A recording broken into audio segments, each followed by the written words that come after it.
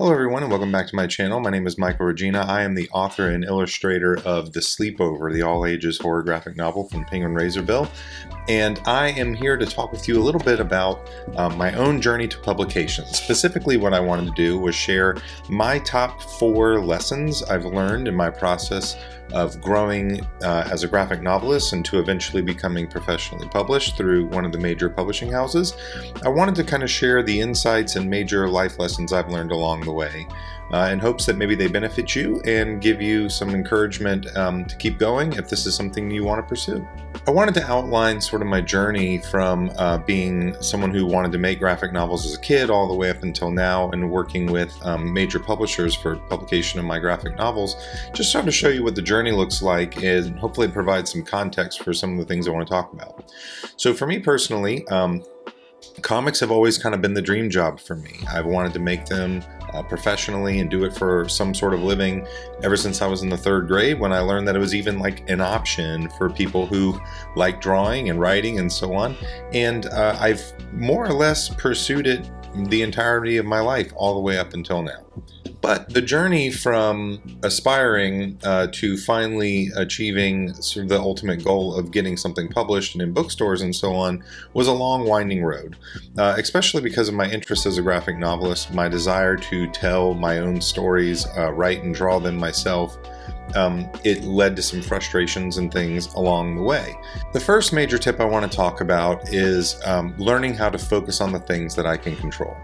So in my pathway of learning to make comics, I have a lot of wants, right? I want to be good at making this comics thing. I want to be successful enough at it that it provides some sort of living for my family.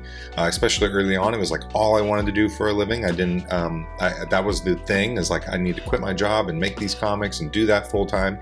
I want my graphic novels to be successful and well regarded and win awards and all these sorts of things that are like great goals, but the challenge with them is they are things that I ultimately have no control over.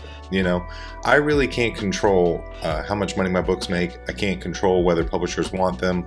I can't control whether my books find an audience, even if they're good and I do get published.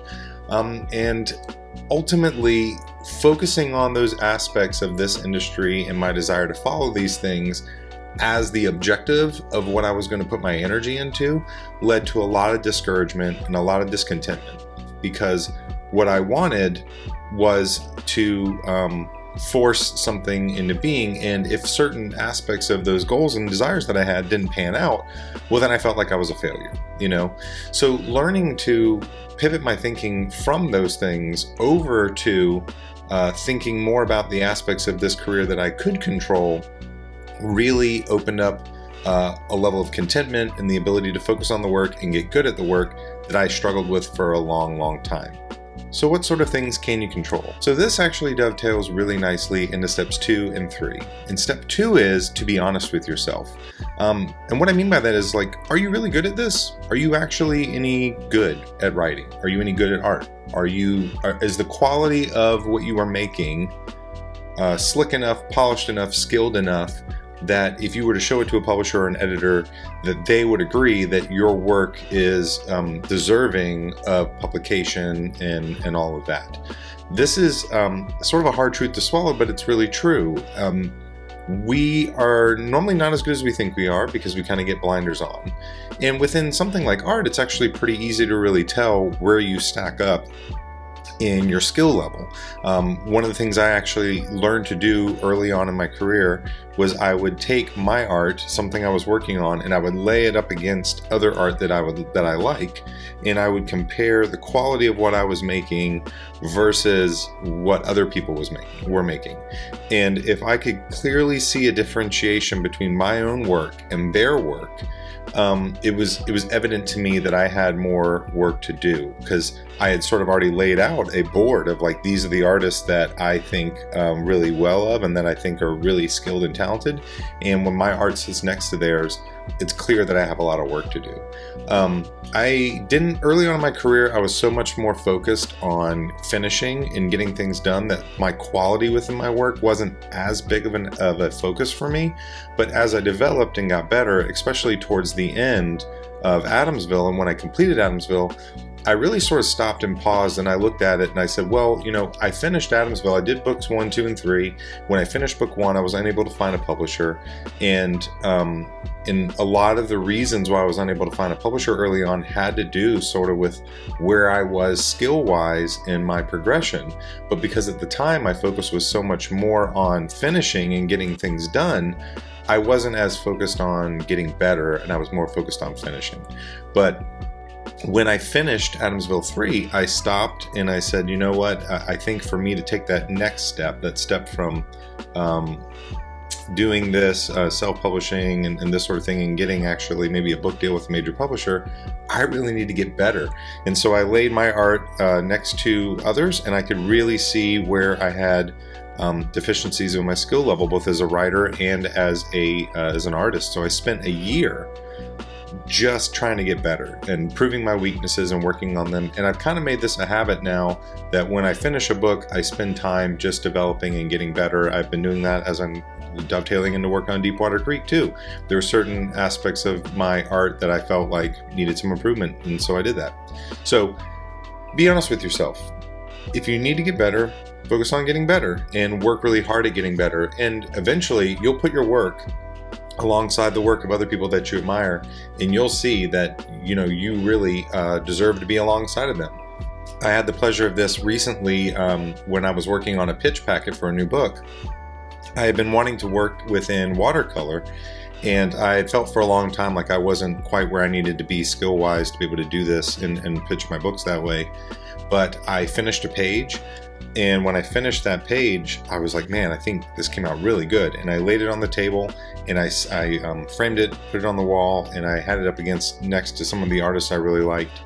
And I was like, this totally belongs up here. I don't feel like there's a big drop off in quality at all. And that sort of gave me this boost, like, okay, I think I've skilled up enough, or I've developed my skills enough that I could potentially do a whole book in watercolor and it not be detrimental to my process. So that's tip number 2. Be honest with yourself, work on your weaknesses. Tip number 3 is to change what it means to follow your dreams. This is something I talk about a lot actually when I visit schools and when I talk with kids about my own journey as a creator, and how early on this kind of, like I said, connects very closely to the first issue of focusing on what you can control. But early on in my career, my focus on my dreams were so rooted to things I didn't control that because I was failing at them, I felt like I wasn't accomplishing this sort of dream or goal of mine, right? My goals were more focused on things outside of my control. And so eventually I started shifting my thinking and saying, really, what does success look like? Within something where I can't really control how my work gets received or gets picked up, and whether it's financially viable and all these things, I can't control it. But if I shift my dreams are to, I just want to finish books. I want to do a good job at it. I want to be proud of the work I make. I want to complete books pretty regularly. These are all things that, for the most part, I have complete and total control over. And when my dreams become my dreams, my goals become focused in on things that I have more control over, you can start to feel like, hey, I'm actually accomplishing the things I set out to do. I'm achieving my dreams. I'm achieving my goals. And for me personally, when I shifted that mindset, not only did I become more productive, I also started achieving my goals because they were things I could focus on. And so when it was all about like, I'm only going to make comics if I make money at it or if I get a book deal. Ironically, I wasn't getting book deals and I wasn't making money at it. But when I said my goal is I'm going to finish books and I'm going to finish them regularly, I'm going to work really hard on them. I'm comfortable with the fact that this takes a long time and I'm just going to get about doing the work and all that good stuff. Over time, I had begun to amass a library of books and had begun to at least make some money at this so that it could justify doing it. And, I'm kind of still pushing onward and upward. But the point was now I can look back at this and I'm pretty sure that if I were talking to that third grade version of Michael and saying, hey, you still have a day job, you're still doing this kind of in your off hours, but man, you're making books, and your books are like in the bookstore, and people read them, and they're people like them.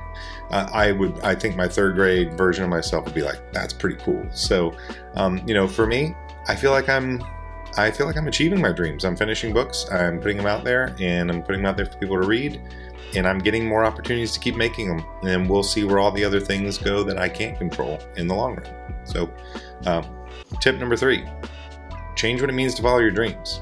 And lastly, tip number 4 is to listen to your inner audience member. The reason why I want to include this one in as a big sort of thing to think about is because in the process of learning how to write and draw comics, there is a really bad piece of advice I think people give out, although I think I know what they mean, is that they say to create for yourself. Like, you should create it because you can't get it out of your system, and you if you don't do it, you're going to go crazy, and I don't really care what people think about it. This is what I think is right to do. And the truth of that is that's actually a pretty self-centered way of thinking about it. It's not wrong in saying that you should create things that you care about, but I do think that we're not quite thinking about it correctly. Really, what I think people mean when they say that you should be creating for yourself, what they mean is create for yourself the audience member.